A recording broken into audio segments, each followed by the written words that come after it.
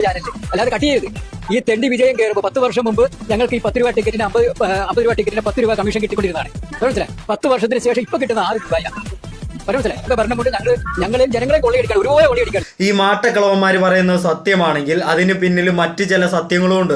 അത് നമ്മൾ മനസ്സിലാക്കിയിരിക്കണം. അതായത് GDP റാങ്കിൽ നമ്മൾ 4ാം സ്ഥാനത്താണ്. 2 ദിവസം മുമ്പ് 8.2% കൂടി വളർച്ച രേഖപ്പെടുത്തിയിരിക്കുന്നു. ഇതിന് പിന്നാലെ തന്നെ വന്ന മറ്റൊരു ന്യൂസ് ആണ് ഇന്ത്യൻ രൂപയുടെ മൂല്യം ഏഷ്യയിലെ തന്നെ ഏറ്റവും മോശം കറൻസിയായി രേഖപ്പെടുത്തി. അതായത് ഇന്ത്യൻ രൂപയുടെ മൂല്യം അടിപടലം തകർന്ന് തരിപ്പണമായിരിക്കുന്നു. രൂപയുടെ മൂല്യം ഇടിഞ്ഞാൽ സ്വാഭാവികമായിട്ടും എന്താണ് സംഭവിക്കുക?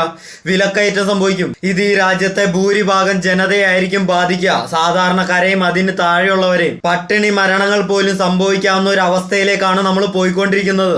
ഈ ഒരു അവസ്ഥ ഇന്ത്യയിലെ അത്യാവശ്യം സമ്പന്നമായി നിൽക്കുന്ന സംസ്ഥാനങ്ങളെ തന്നെ ബാധിക്കും. പട്ടിണിയില്ലാത്ത കേരളത്തെ വളരെ വലുതായിട്ട് തന്നെ ബാധിക്കും. GDP പെർ ക്യാപിറ്റ റാങ്കിൽ ലോകത്തിലെ 195 രാജ്യങ്ങളിൽ 134ാം സ്ഥാനത്താണ് നമ്മുടെ ഇന്ത്യ.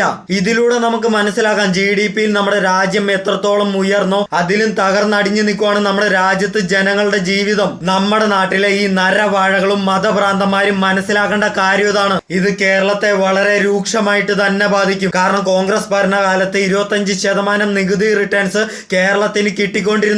അതിപ്പോ 1.5% വളരെ കുറഞ്ഞിരിക്കുന്നു. ഇത് നോർത്ത് ഇന്ത്യയിലെ മറ്റുള്ള സംസ്ഥാനങ്ങളെക്കാൾ ഇരട്ടി ദാരിദ്ര്യം നമ്മുടെ സംസ്ഥാനത്തേക്ക് വിളിച്ചു വരുത്തുന്നതാണ്. BJP എന്ന മതതീവ്രവാദ സംഘടനയ്ക്ക് വേണ്ടി പിണറായി വിജയനെ തെറി വിളിക്കുന്നവര് ഇത് മനസ്സിലാക്കിയിരിക്കണം. ഓവർ കഴുതകളുടെ തല വെട്ടിവെച്ച് ജീവിക്കല്. BJP അദാനിയുടെ അംബാനിയുടെ ആസനം നക്കിയുണ്ടാക്കുന്ന GDP ആണ് ഈ രാജ്യത്തിന്റേത്. നമ്മളെ പോലുള്ള ഇന്ത്യൻ പൗരന്മാരെ ദാരിദ്ര്യത്തിലേക്ക് തള്ളി വിടുവാണ് ഇവര്. അംബാനി അദാനി നമ്മുടെ എല്ലാം ആരോഗ്യം ഊറ്റിയെടുത്തോണ്ടിരിക്കുകയാണ്. എന്തിനാണ്? ഇന്ത്യയെ ലോകത്തിലെ ഏറ്റവും വലിയ സാമ്പത്തിക ശക്തിയാകാൻ വേണ്ടി. അതിന്റെ ഭാഗമായി ജാതിയുടെയും മതത്തിന്റെയും ദാരിദ്ര്യത്തിന്റെയും ഭാഗമായി കുറെ എണ്ണങ്ങൾ ചത്തൊടുങ്ങാൻ പോവാണ് ഇവിടെ.